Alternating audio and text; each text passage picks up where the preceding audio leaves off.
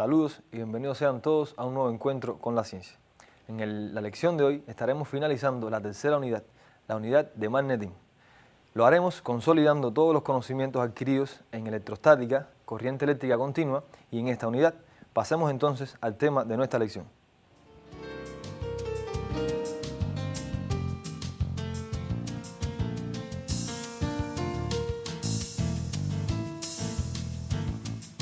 Unidad número 7, magnetismo.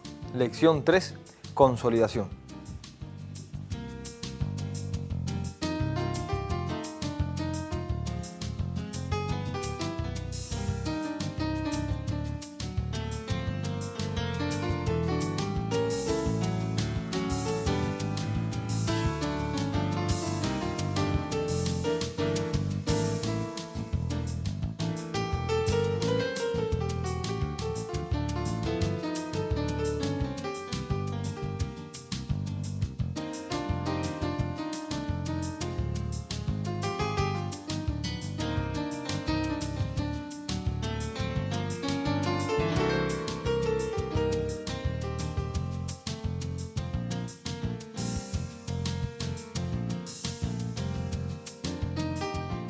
Pasemos entonces en estos momentos a ver el primer ejercicio propuesto para ustedes.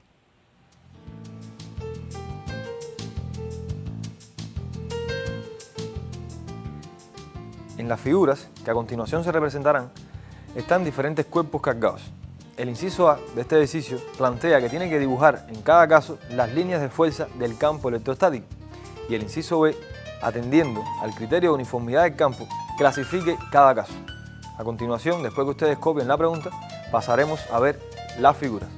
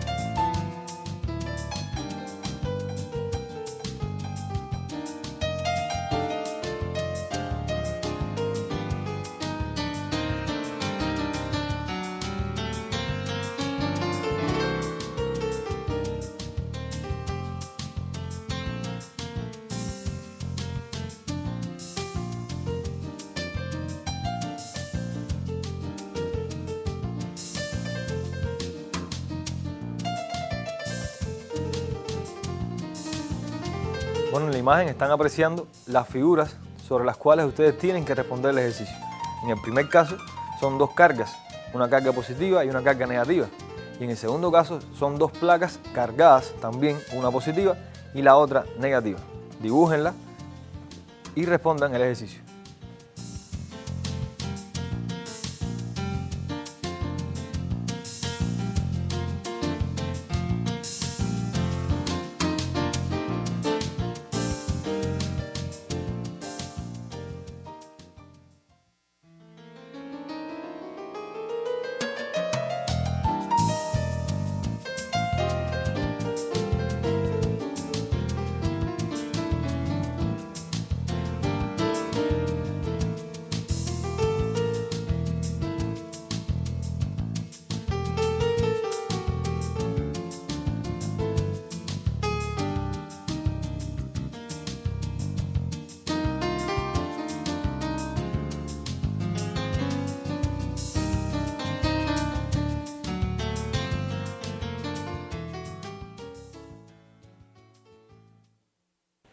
El ejercicio plantea representar las líneas de fuerza en los dos casos.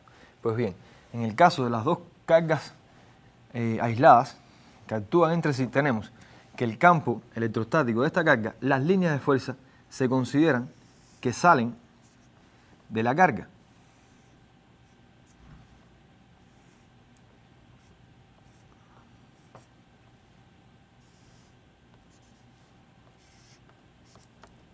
Pero, como ustedes pueden ver, esta carga no está aislada, es decir, la región de esta carga está afectada por la región de esta otra carga.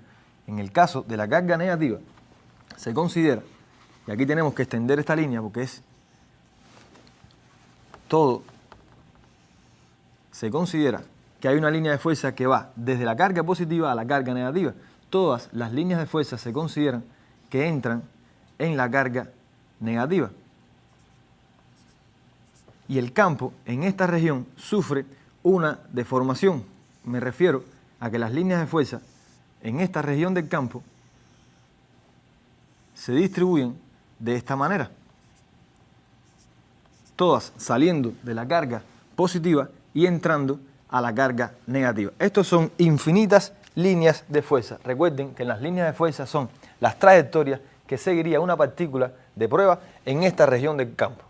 Pues bien, esto es para el caso de las dos cargas. Si vamos al condensador, la región del campo entre las dos placas tenemos que es una región de la misma manera, es decir, las cargas o el campo, las líneas de fuerza van de las cargas positivas a las cargas negativas. Y se establece entre las dos placas un campo con esta característica. La segunda pregunta nos decía, atendiendo al criterio de uniformidad del campo, clasificar los dos campos. Para ello tenemos que ver qué ocurre con el vector intensidad del campo electrostático. Cada una de estas líneas coincide en dirección y sentido con el vector intensidad del campo electrostático, ya que la fuerza también está dirigida en cada uno de esos sentidos. Pues bien, en este caso, como ustedes pueden ver, en esta región del campo, todas las líneas no tienen ni la misma dirección ni el mismo sentido, por lo que el campo alrededor de estas dos cargas, asociado a estas dos cargas, es un campo no uniforme. Repito, esto está dado por la dirección y sentido del vector intensidad. No ocurre así en el segundo caso. En el segundo caso, el vector intensidad forma direcciones paralelas unos respecto a otros, por lo que se puede considerar en la región central, vamos a aclarar esto, en esta región de la placa se puede considerar el campo con un grado de uniformidad muy alto. Y esto está dado, repito, en la dirección y sentido del vector intensidad del campo electrostático. Estas son las dos respuestas para nuestro primer ejercicio. Veamos entonces el segundo ejercicio.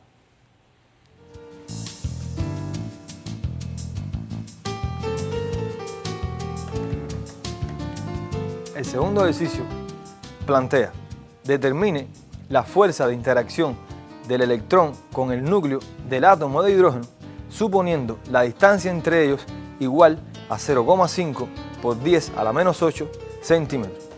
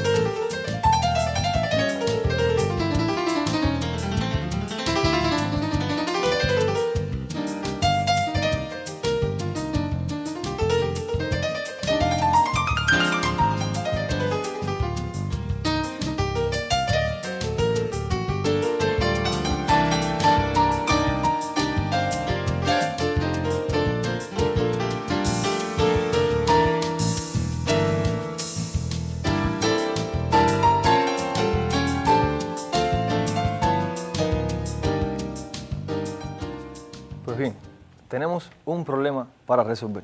Para ello, tenemos que utilizar la ecuación fundamental de la electrostática, es decir, la ecuación que describe la interacción entre dos partículas. Nos hablan del núcleo, o del átomo, disculpen, del átomo de hidrógeno. El hidrógeno está ocupado, es decir, se ubica en el primer grupo de la tabla periódica, por tanto, tiene un protón y un electrón en su envoltura. Estas son las dos partículas que van a interaccionar en este átomo. Tenemos que la carga del electrón tiene un valor de 1,6 por 10 a la menos 19. Recuerden que es la menor carga elemental. El valor de la constante K, 9 por 10 a la 9 newton, metros cuadrados sobre coulomb cuadrado, y la distancia a la que se encuentra promedio el electrón del núcleo del átomo, es decir, el electrón del protón, es del orden de 0,5 por 10 a la menos 8 centímetros. Esta distancia la expresamos en metros, puesto que tenemos que llevarla a la unidad del Sistema Internacional de Medidas. Vamos a hacer una representación aproximada de lo que sería el átomo de hidrógeno. Pues bien, este sería el núcleo, les repito, con un protón. Dentro de él no tiene neutrón y tenemos dentro, es decir, en la envoltura de este átomo, está ocupada por un electrón. Entre ellos dos, la distancia es de 0,5 por 10 a la menos 10 metros. Este es nuestro problema a resolver. Les decía que para ello tenemos que utilizar la ecuación fundamental de la electrostática, es decir, la fuerza entre las dos partículas cargadas es numéricamente igual a la constante K por el producto de la carga del electrón por la carga del protón entre la distancia que lo separa al cuadrado. Sustituyendo los valores de nuestro problema en la ecuación, tenemos que la fuerza, voy a expresar la constante K todavía con su símbolo y voy a sustituir los valores de la carga del electrón y la carga del protón. La carga del electrón tiene un valor de 1,6 por 10 a la menos 19 coulomb, la unidad de medida de carga, y la carga, disculpen, vamos a ubicar aquí el signo negativo, el electrón tiene una carga negativa y esto está multiplicado por la carga del protón, que es del mismo valor que la carga del electrón, pero con signo contrario, es decir, una carga positiva, 1,6 por 10 a la menos 19 coulomb.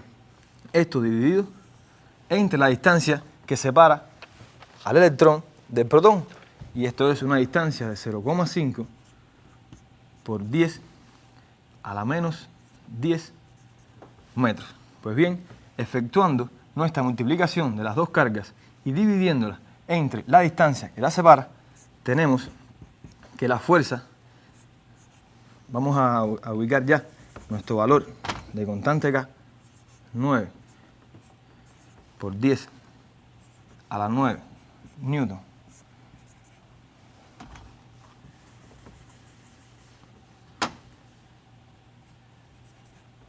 metros cuadrados sobre coulomb cuadrado, y nos queda que ese resultado de esta multiplicación con estos valores que tenemos acá, sin multiplicarlo, nos queda igual a 10,24 por 10 a la menos 16, en este caso, coulomb cuadrado, coulomb por coulomb nos quedan coulomb cuadrado, y como la distancia está expresada al cuadrado, cosa que me faltó en esta parte de la ecuación, revísenla, también tenemos que la unidad de metros está elevada al cuadrado.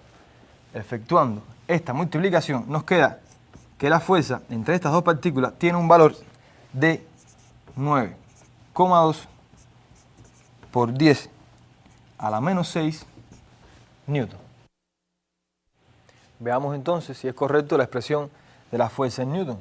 Tenemos que la constante K está expresada en newton por metros cuadrados sobre coulomb cuadrado, valor que me faltó ubicar en la ecuación, coulomb cuadrado, metros cuadrados, y tenemos que la multiplicación de las dos cargas y la división por la distancia está expresada en coulomb cuadrado sobre metros cuadrados. Como pueden ver, se simplifican los valores, en este caso las unidades de metros cuadrados y coulomb cuadrado, y nos queda entonces la fuerza expresada en newton.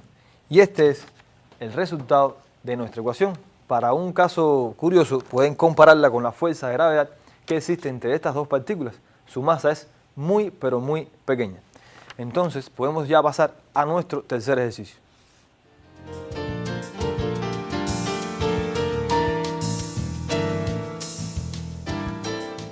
El tercer ejercicio plantea que suponiendo que las partículas del primer ejercicio de la figura número 1 se encuentran en el vacío a la distancia de 300 centímetros y presentan una carga de 2 por 10 a la 8 coulomb y 5 por 10 a la 8 coulomb respectivamente, los símbolos indican cuál de ellas es la de cada carga, calcular el valor de la intensidad del campo electrostático en el punto donde se encuentra la carga negativa.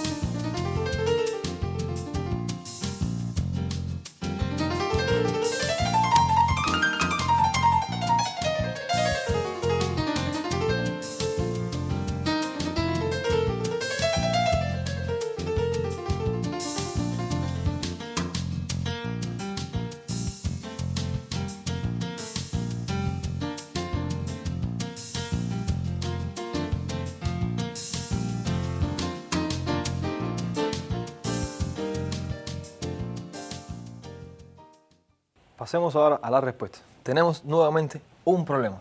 Extraemos nuestros datos, que es la distancia que separa las dos partículas. Recuerden que estas son las partículas o los cuerpos cargados del primer ejercicio. La distancia entre estas dos partículas es de 3 metros. Se expresa en metros, aunque la unidad esté dada en el ejercicio en centímetros, pues el metro es la unidad del sistema internacional. La constante K, 9 por 10 a la 9 newton por metros cuadrados sobre coulomb cuadrado, y volvemos a buscar, en este caso, el valor de nuestra incógnita, y es el valor modular del vector intensidad del campo electrostático. Sabemos que por definición la intensidad del campo electrostático es numéricamente igual a la fuerza que actúa por la carga de prueba.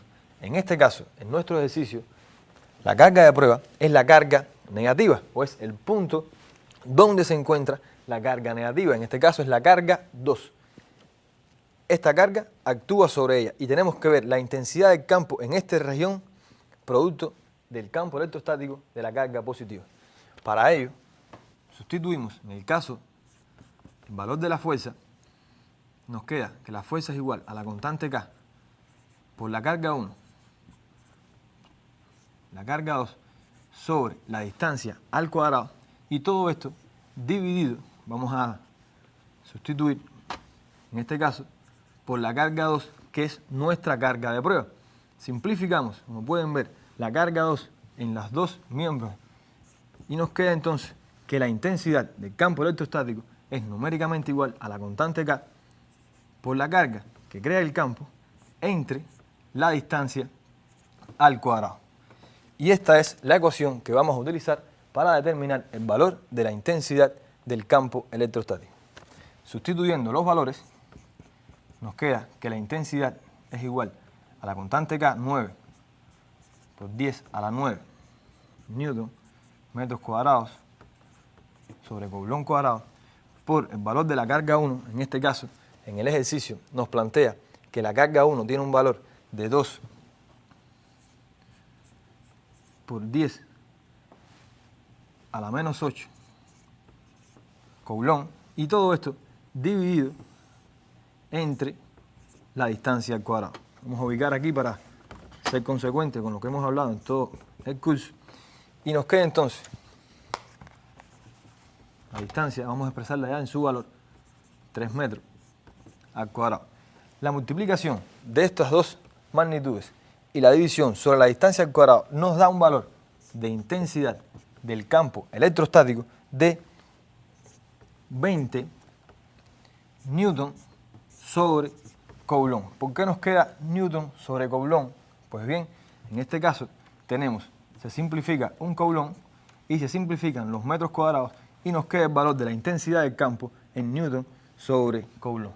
Esta es la respuesta para nuestro ejercicio. Quiero que se fijen en todos los pasos y tengan en cuenta las unidades y magnitudes, así como los conceptos fundamentales en la resolución. Pasemos ahora, por favor, al próximo ejercicio.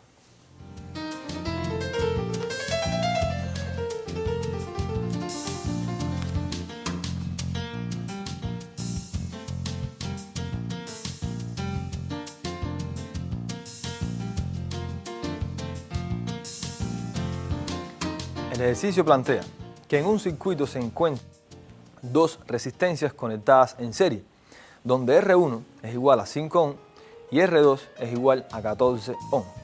Si la diferencia de potencial que establece la fuente es de 10 volt y la resistencia interna de la fuente es igual a 1 ohm, calculen. Copien el enunciado del ejercicio para saber cuáles son los cálculos que tienen que hacer.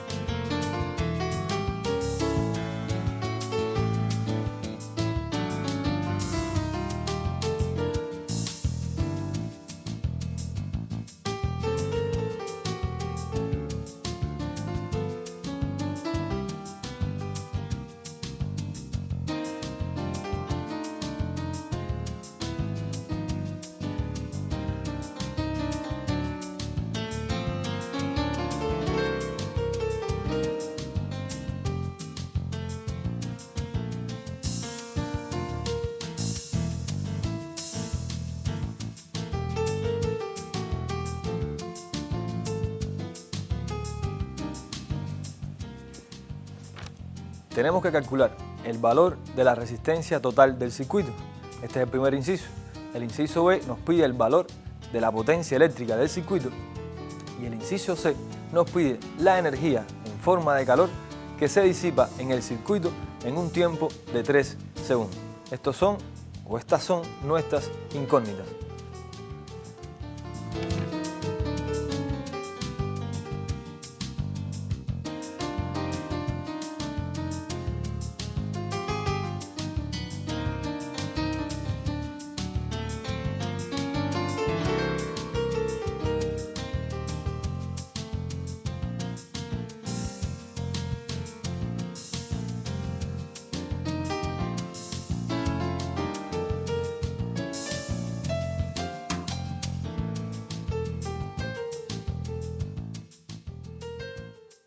Pasemos ahora a la solución de nuestro problema.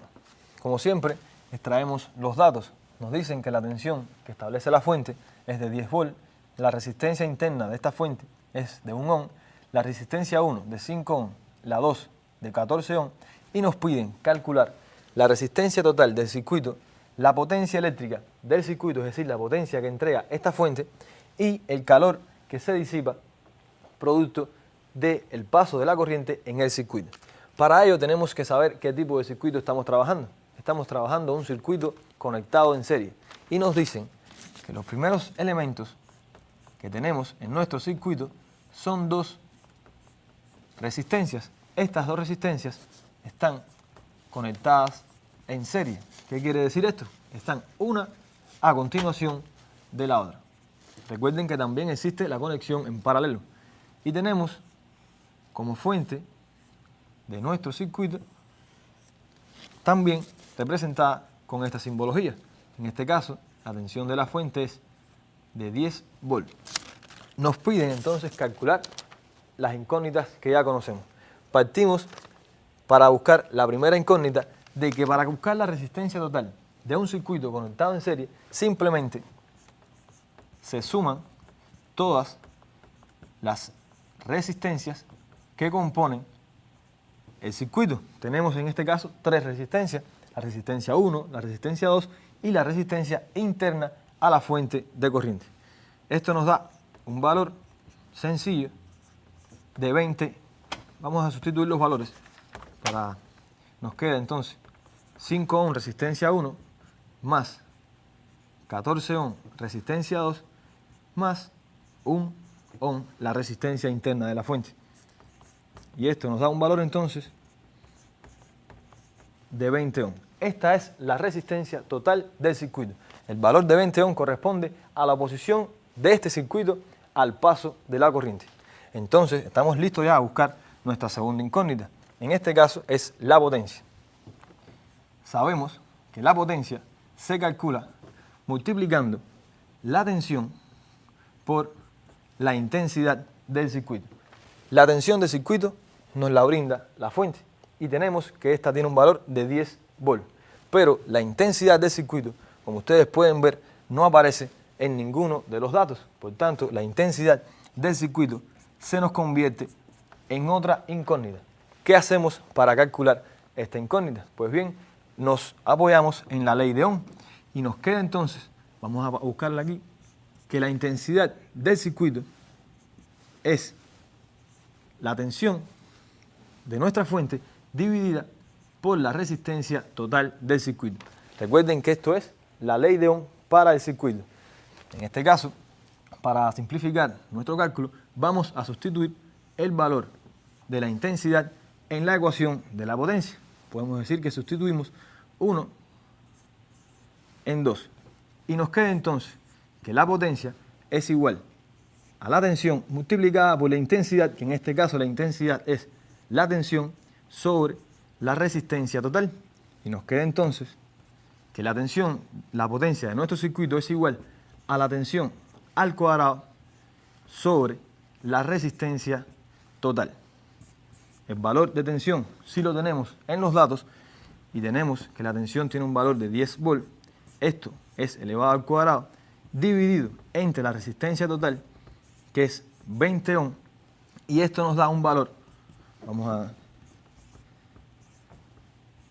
100 volts cuadrado. Recuerden que elevamos al cuadrado tanto el valor numérico como la unidad, dividido entre 20 ohm. Y aquí tenemos un valor de potencia de 5 watts. Y el watt es la unidad en la que se expresa la potencia. Recuerden que la potencia es el trabajo por unidad de tiempo desarrollado en este caso por la fuente que entrega el valor de corriente y establece la diferencia de potencial. Esta es nuestra segunda incógnita. Para buscar el calor disipado, que es nuestra tercera incógnita, pues vamos a poner aquí primera incógnita, segunda incógnita y tercera incógnita. Para buscar el calor disipado nos ayudamos de la ecuación de Joule-Lenz y establece que el calor en un circuito es proporcional a la tensión por la intensidad de la corriente por el tiempo que está fluyendo esta intensidad de corriente en el circuito. El tiempo, y olvidaba ponerlo como dato, por el que fluye la corriente, vamos a considerarlo 3 segundos. Y vamos a buscar el calor que disipa este circuito para un tiempo de 3 segundos. Nos queda entonces, sustituyendo los valores, la intensidad la calculamos por acá y para ahorrar tiempo les voy a decir que da un valor de 0,5 amperes. Amperes es la unidad donde se expresa la intensidad. 0,5 amperes por 3 segundos. Esta multiplicación nos da un valor de 15 joules, puesto que las unidades que tenemos aquí son volt, ampere y segundo, nos da entonces el calor disipado en joule, pero a nosotros nos interesa el calor disipado, en este caso no en joule, sino en calorías. Por tanto, multiplicamos este valor por 0,24 calorías por joule y nos da entonces que el calor disipado es de un valor de 3,6 calorías. Y hasta aquí entonces la respuesta de nuestro ejercicio. Les repito, revisen todos los pasos y fíjense si están correctas las unidades, ya que pudo haber cometido algún error. Si ustedes son capaces de darse cuenta, están más preparados entonces para resolver próximos ejercicios. Pasemos entonces a un próximo ejercicio.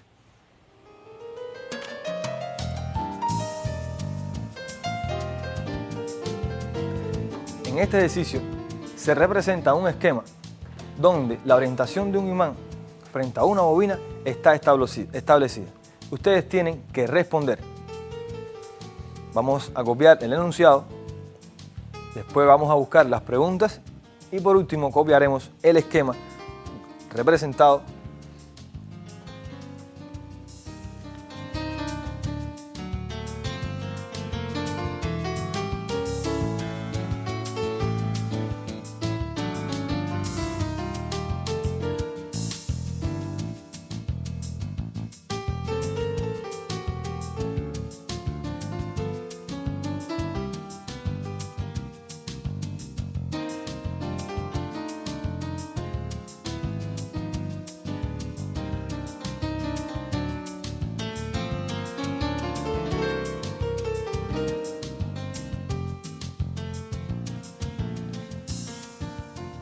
Estamos viendo ahora el esquema. Como pueden ver, el norte de nuestro imán está apuntando hacia la bobina y ustedes tienen que determinar las siguientes incógnitas que verán a continuación. Copien el dibujo, pues el dibujo es la clave para responder nuestro ejercicio. A partir de este esquema, ustedes tienen que responder todas las preguntas del ejercicio.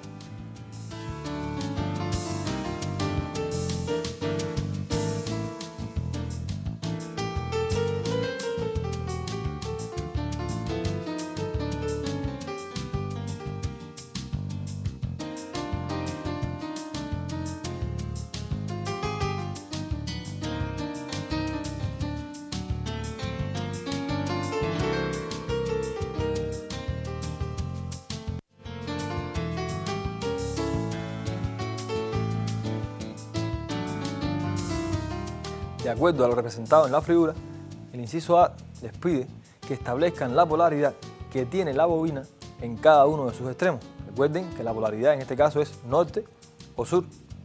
El inciso B, colocar el signo en cada uno de los bornes de la bobina.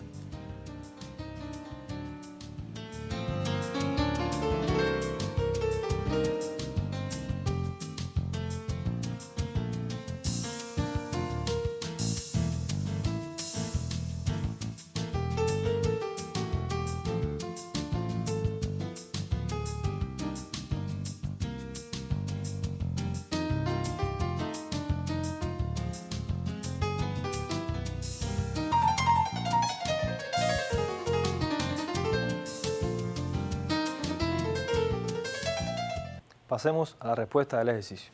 Olvidemos por un momento cuáles son las preguntas. Vamos a analizar qué ocurre en este caso. Pues bien, esto no estaba planteado en el problema, pero nuestra barra de imán está suspendida de un hilo y puede girar libremente. Tenemos que si esta barra se orienta hacia esta cara de la bobina, pues entonces en esta cara de la bobina habrá un polo magnético que será de algún tipo para que éste se oriente buscándolo o atrayéndose hacia ese polo.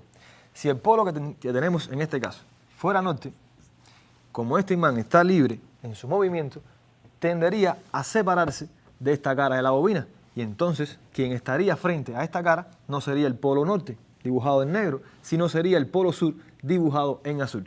Como esto no es lo que ocurre en nuestro caso, tenemos entonces que determinar que el polo que está frente a nuestro polo norte, por supuesto, es el polo sur. Polos de diferentes tipos tienden a atraerse y polos de igual tipo tienden a repelerse. Ya tenemos establecida ya que en esta cara de la bobina hay un polo sur, por tanto, en la otra cara de la bobina habrá un polo norte. Pero una bobina no es más que un enrollado de alambre sobre algún tipo de soporte. Pero este enrollado de alambre por sí solo no tiene inherente a él un campo magnético. Este campo magnético que aparece en este conductor es producto de alguna diferencia de potencial que establece una corriente en ese conductor. Y esa es nuestra segunda pregunta. ¿Cuál es la polaridad? En este caso, la pregunta establece los signos que hay en los bornes de la bobina, en los terminales de la bobina. Pues bien, si decimos que hay un polo positivo aquí y un polo negativo aquí, estamos estableciendo un determinado sentido de la corriente. vamos a ver qué sentido de la corriente tendría que existir para que los dos extremos de la bobina tengan la polaridad que establece nuestro experimento. Pues bien, sabemos que las líneas del campo magnético tienen la propiedad, se estableció así, de entrar por el polo sur y de salir por el polo norte. Repito, entran por el sur y salen por el norte. Dibujemos el sentido de las líneas. Entran por el sur y salen por el norte. Recuerden que las líneas del campo magnético tienen la propiedad de ser líneas cerradas. Son líneas infinitas. Pues bien, también dentro de la bobina se establecerá el campo magnético y en este caso las líneas tienen este sentido. Pues bien, para que el vector de inducción, que no es más que lo que acabamos de representar aquí, las líneas de fuerza del campo magnético, para que el vector de inducción del campo magnético tenga esta orientación en los determinados puntos del espacio, existe una corriente, una diferencia de potencial que establece una fuente. Y esta es la fuente que nosotros tenemos que establecer la polaridad o los signos de esta fuente. Para ello vamos a hacer uso de la regla de la mano derecha estudiada ya en la clase. Permítame ponerme de este lado. Y entonces tenemos que las líneas de fuerza se designan con los 4 dedos de la mano. Y estas entran por este lado de la bobina y nos queda entonces que el pulgar indica el sentido de la corriente. En este caso, las líneas de fuerza entran por acá y tenemos que el sentido de la corriente, vamos a dibujarlos con otro color, es aquí así, en cada uno de los cables que están en la parte de afuera de la bobina, el sentido de la corriente, vamos a escribir, es el que está determinado así. Entonces, el sentido convencional de la corriente es de manera tal que vaya del positivo, por aquí sube la corriente, baja, sube por la parte de atrás, baja por adelante y así en todos los cables de nuestra bobina y baja otra vez y llega al polo, por supuesto, negativo. Y esta es la polaridad, los signos de nuestra fuente. Y ahora ya está completo nuestro ejercicio. Por eso es que nuestro imán se orienta en esta dirección y estos son todos los aspectos que están relacionados con la orientación de este imán y la polaridad que establece la fuente. Hasta aquí está resuelto nuestro ejercicio. Pasemos ahora a ver el estudio independiente que tenemos propuesto para ustedes.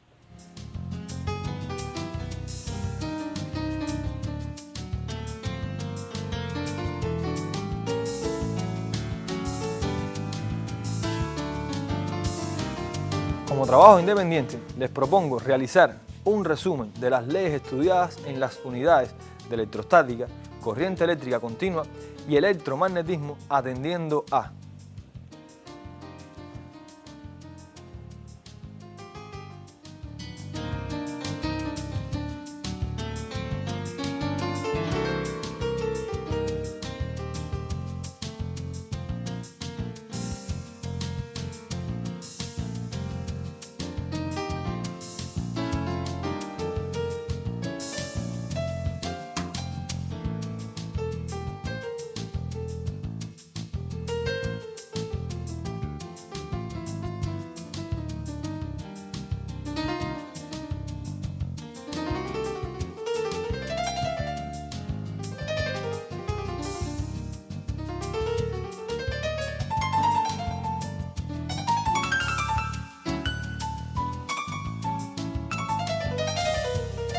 el resumen lo van a hacer atendiendo a las magnitudes que se relacionan en cada una de las leyes y a las unidades de medida en que se expresan dichas magnitudes.